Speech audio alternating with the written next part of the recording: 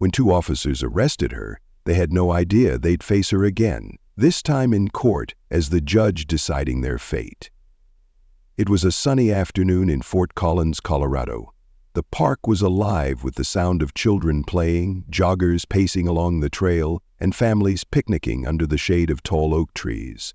Amid this bustling yet peaceful scene, a black woman sat on a bench near the pond, a thick hardcover book resting on her lap. Her name was Camille, a well-respected attorney taking a rare moment to escape her demanding schedule. She was immersed in her reading when the sharp screech of tires broke her concentration. A police cruiser pulled up to the curb, catching the attention of a few onlookers. Two officers stepped out, their expressions stern, radiating authority.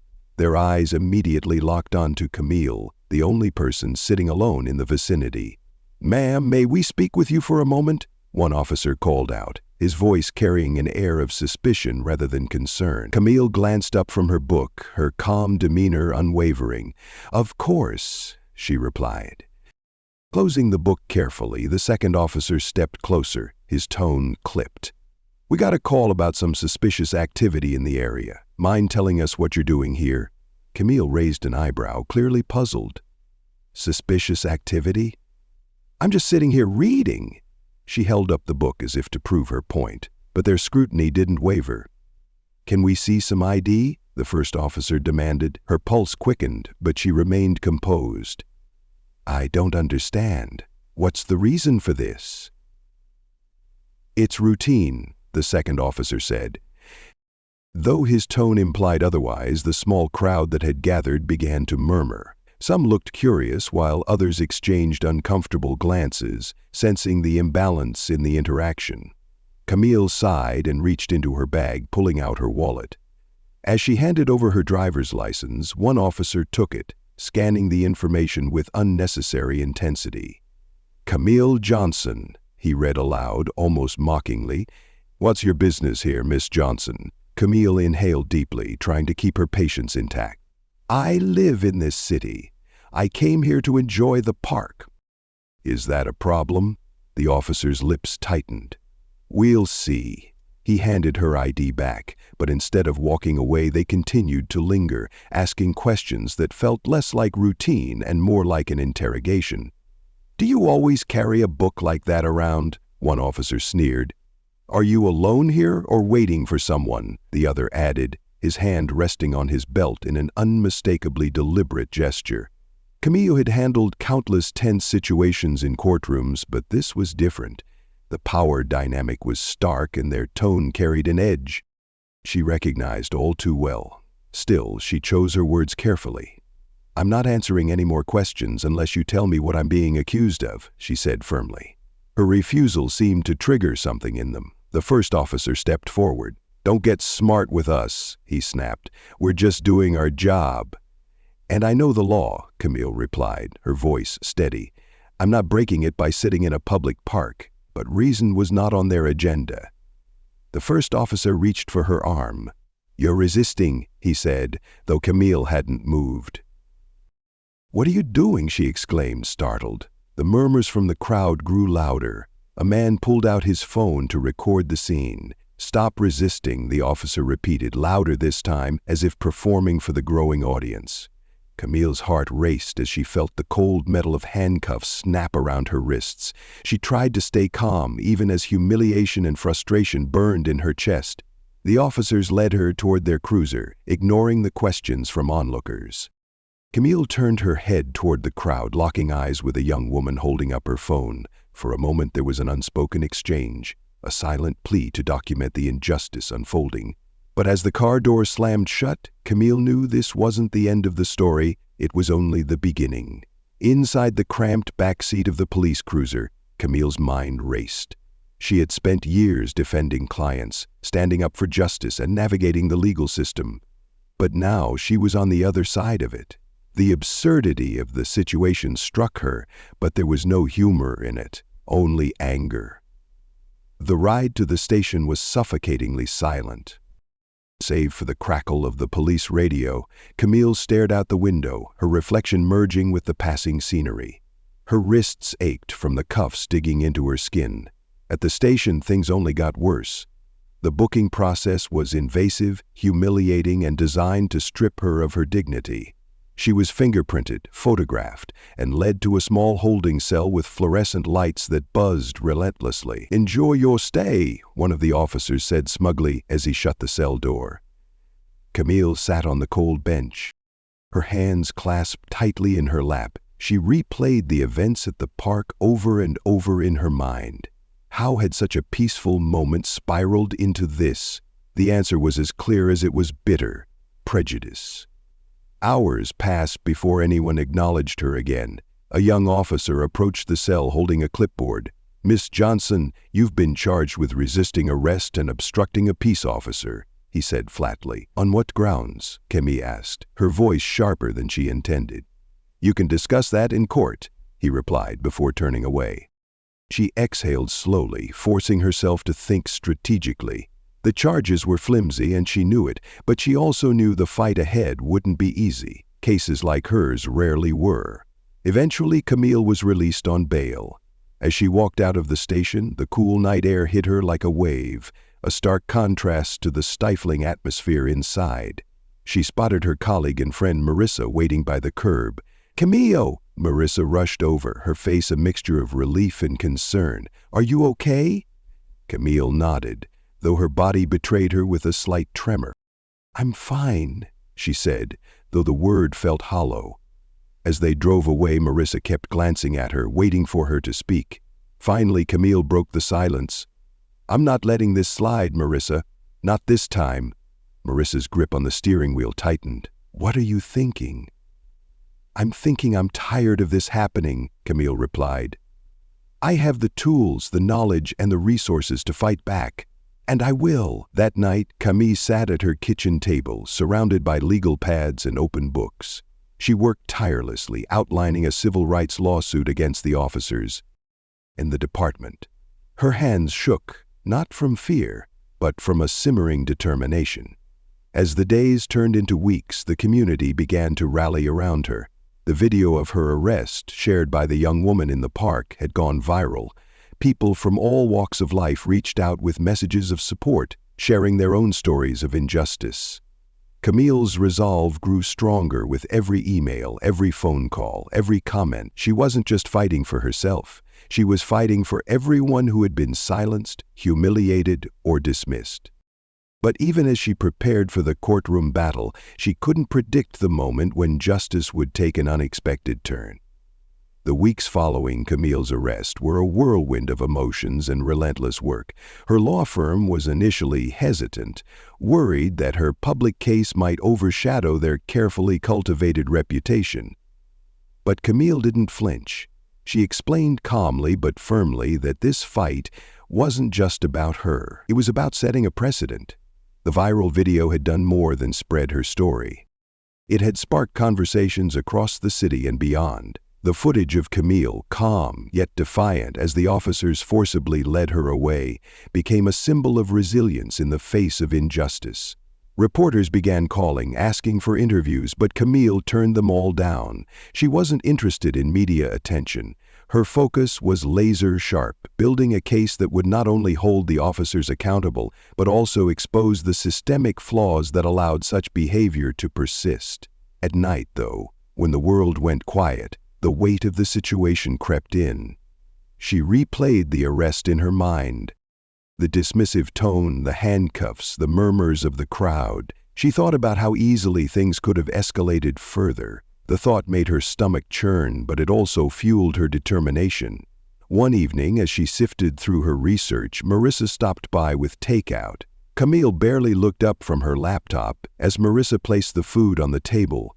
"You've been at this for hours," Marissa said gently. "Well, I don't have a choice," Camille replied without missing a beat. Marissa sat across from her, studying her face. "You know this is bigger than just a legal battle, right? People are looking to you now." Camille closed her laptop, finally meeting her friend's gaze. "I know," she said, her voice steady. "That's why I can't afford to lose." Her preparation was meticulous. She combed through similar cases, pulling precedents and gathering evidence to dismantle the officers' claims. She enlisted the help of trusted colleagues, building a legal team that shared her passion for justice. But it wasn't just about the courtroom. Camille also made it a point to engage with the community. She attended town halls, listened to others who had experienced similar injustices, and even spoke at a local college about the importance of accountability. One afternoon, while walking to her car after a meeting, a stranger approached her. "Miss Johnson," the woman asked hesitantly. "Yes?" "I just wanted to say thank you," the woman said, her voice cracking, "for standing up to them, for standing up for all of us." Camille felt her throat tighten. She managed a small smile. "I'm just doing what I can." The community's support was a double-edged sword. It empowered her, but it also heightened the pressure. She couldn't let them down. Then one day her attorney called with news. The officers she was suing had filed a motion to dismiss the case. Camille expected as much. It was a standard move to delay the process. But as her attorney explained the next steps, she froze. "Camille," he said cautiously, "you should know something else. You've been assigned as the judge for one of their cases next month." The irony was staggering. Camille leaned back in her chair, processing the revelation. She had spent weeks preparing to fight these officers in court, and now fate had handed her an entirely different kind of justice. For a moment, she wondered if she could do it, if she could sit on that bench and remain impartial. But then she thought about everything they had put her through, about the people depending on her to make a stand. This wasn't just a coincidence. It was an opportunity to show what real justice looked like. The courtroom was buzzing with quiet murmurs as people filed in, finding their seats. The case was nothing particularly high profile. An internal misconduct hearing involving two officers accused of excessive force in an unrelated incident. To most, it was just another day in the justice system. The two officers, Carter and Daniels, sat at the defendant's table, wearing their uniforms like armor. They leaned toward each other, speaking in low tones, their expressions indifferent, almost bored. To them, this was routine, another hurdle to clear, another case to brush aside. Then the door to the judge's chambers opened, and the room fell silent. Camille stepped onto the bench, her black robe flowing behind her. She moved with purpose, her expression calm yet commanding. As she took her seat, she glanced toward the defendants. The reaction was immediate. Officer Carter's face drained of color, his eyes widening in shock. Daniels shifted uncomfortably, his jaw tightening as he struggled to process what he was seeing. It was her, the woman they had humiliated and arrested at the park. Camille allowed a brief pause, letting the weight of the moment settle over the room. Then, in a clear, steady voice, she began the proceedings. "This court is now in session. Please be seated." The officers sat stiffly, their composure faltering. Carter whispered something to their lawyer, who nodded but kept his focus on Camille. For the first time in weeks, Camille felt the upper hand. But she knew this wasn't about revenge. Her job as a judge demanded impartiality, and she would uphold that standard. Still, the irony wasn't lost on her or anyone else in the room. As the attorneys presented their opening arguments, Camille maintained her professionalism, listening intently and taking notes. But every so often her gaze would flicker toward the officers. She could see the tension in their shoulders, the way their hands fidgeted slightly. During a recess, Carter and Daniels stepped into the hallway, their voices low but agitated. "How is she the judge?" Carter hissed, his frustration barely contained. "This has to be a setup," Daniels muttered, shaking his head. "It's not a setup," their lawyer interjected. "It's a coincidence, and you need to stay focused. She's not the enemy here. Your actions are." But the officers weren't listening. They were too consumed by the surreal nature of their predicament. When court resumed, Camille remained composed, ensuring the hearing proceeded fairly and efficiently. Yet her presence alone seemed to unsettle the defendants. Every time she addressed them, they shifted in their seats, their confidence eroding little by little. At one point during witness testimony, Camille caught Carter stealing a glance at her. His expression wasn't defiance. It was something closer to regret, as if he was beginning to understand the gravity of what they had done.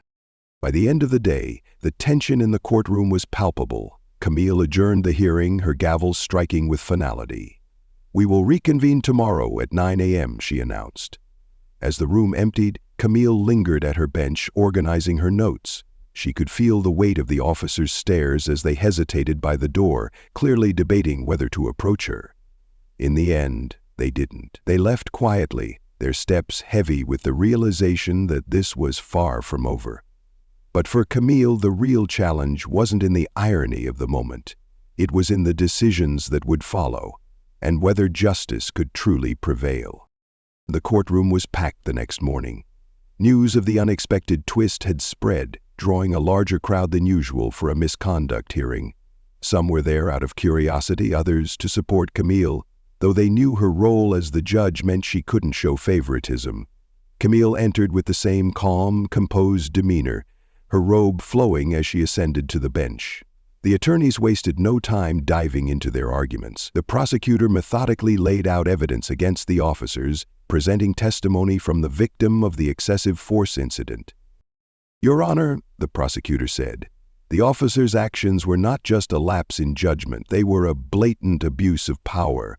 Their behavior reflects a pattern of disregard for the very people they are sworn to protect."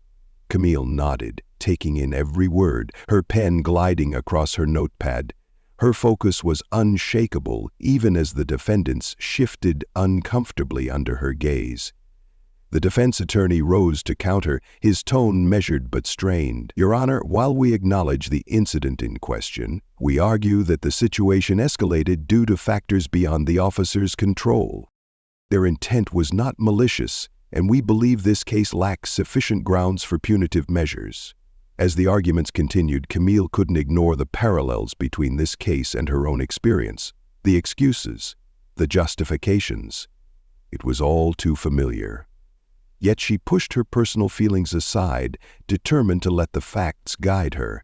When it was time for witness cross-examinations, the tension in the room deepened. The prosecutor called the victim to the stand, a young man named Ethan. His voice trembled as he recounted the night he was tackled to the ground by the officers during a routine traffic stop. "They didn't even give me a chance to explain," Ethan said, his eyes darting nervously between the attorneys and the officers. "It felt like they decided I was guilty before I even opened my mouth." The prosecutor pressed further. "And did you resist their orders at any point?" "No," Ethan replied firmly. "I was scared, but I did everything they said. It didn't matter. They had already made up their minds." The room was silent as the defense attorney stood to cross-examine. He tried to poke holes in Ethan's testimony, but the young man held his ground. Camille watched intently, her expression unreadable. Then came the moment everyone had been waiting for. The defendants were called to testify. Officer Carter was the first to take the stand. He glanced nervously at Camille as he swore the oath, his voice shaky as he answered the prosecutor's questions. "Officer Carter," the prosecutor began, "you've been accused of using excessive force in this incident. Can you explain your actions that night?" Carter hesitated, his gaze darting toward Daniels before answering. I thought the situation was escalating. I made a judgment call." "And do you believe your actions were justified?" Carter shifted in his seat. "At the time, yes. But looking back, I could have handled it differently." The prosecutor pressed on. "Handled it differently how? By not tackling an unarmed, compliant individual to the ground?" Carter opened his mouth, but no words came out. His silence spoke volumes. When it was Daniel's turn to testify, his demeanor was similarly strained. His attempts to justify his actions only deepened the prosecutor's case, highlighting the officer's inability to take accountability. Camille listened closely, her face betraying no emotion, but inside she felt a mixture of frustration and pity. These men had been given authority, yet they wielded it recklessly, leaving a trail of harm in their wake. As the day wore on, it became clear that the evidence against the officers was overwhelming. The prosecutor's closing argument was powerful, urging the court to set a precedent that abuse of power would not be tolerated. When the defense delivered its closing statement, it was clear they were grasping at straws. Their arguments lacked conviction, and even the officers seemed resigned to the likely outcome. Camille adjourned the hearing, her voice steady as she announced that a ruling would be delivered the following week. As the courtroom emptied, Carter and Daniels lingered near the exit, their faces pale and drawn. For the first time, they seemed to grasp the gravity of their actions and the reality of what awaited them. But justice wasn't just about punishment. It was about accountability, change, and ensuring that the mistakes of the past would not be repeated. A week later, the courtroom was silent as Camille entered to deliver her ruling. Every seat was filled, the tension almost tangible. Reporters lined the back wall, their pens poised to capture every word. This was no longer just a case about two officers. It had become a symbol of a larger fight for justice and accountability. Camille's voice was calm but firm as she began. The role of law enforcement is to protect and serve the community with integrity, respect, and fairness. When those entrusted with this responsibility abuse their power, it erodes public trust and causes harm far beyond the immediate victim. This case has laid bare the consequences of such actions. She paused, her eyes scanning the room. Carter and Daniels sat at the defense table, their heads bowed. The weight of her words was unmistakable. The evidence presented has demonstrated that Officers Carter and Daniels acted with unnecessary force, disregarding the protocols they were sworn to uphold. Their actions were not only unjustified but indicative of a troubling pattern that must be addressed. Camille outlined the consequences: mandatory suspension without pay, participation in extensive retraining programs, and a formal disciplinary record that would follow them. The ruling was firm but fair, striking a balance between accountability and the opportunity for reform. When she finished, Camille closed the case with a decisive gavel strike. "This court is adjourned." The officers stood, their expressions somber as they prepared to leave. Before exiting, Carter hesitated and turned to Camille. "Your Honor," he began, his voice barely audible, "I'm sorry. It wasn't enough to undo the harm, but it was a start." Camille nodded, acknowledging his words without offering absolution. True change, she knew, would come through actions, not apologies. As the courtroom emptied, Camille remained seated, taking a moment to reflect. She had seen justice served, but the victory felt bittersweet. For every case like this, countless others went unspoken, unresolved. Later that evening, Camille attended a community meeting at a local recreation center. The room was filled with people eager to share their stories, their frustrations, their hopes. As she listened, she felt a renewed sense of purpose. One older woman approached her after the meeting, her voice trembling with emotion. "Thank you," she said, gripping Camille's hand tightly. "What you did in that courtroom, it means the world to us." Camille smiled softly. "This is just the beginning. We have so much more work to do." The following week saw meaningful conversations between community leaders, law enforcement, and local activists. Camille used her platform to advocate for reforms, emphasizing the need for transparency and accountability in policing. The case had sparked a ripple effect not just in Fort Collins but across the state. People began demanding change, pushing for policies that prioritized fairness and equality. For Camille, the journey wasn't about personal vindication. It was about ensuring that others wouldn't have to endure what she had. The fight for justice was ongoing, but moments like this reminded her that change, though slow, was possible. As she stood on the steps of the courthouse one afternoon, watching a group of young activists gather for a peaceful rally, she felt a sense of hope. The system wasn't perfect, but with enough voices it could be pushed toward progress. And that, she thought, is the kind of justice worth fighting for. If you believe in the power of accountability and change, subscribe to our channel for more stories that inspire action and reflection. Let's work together to make the world a fairer place.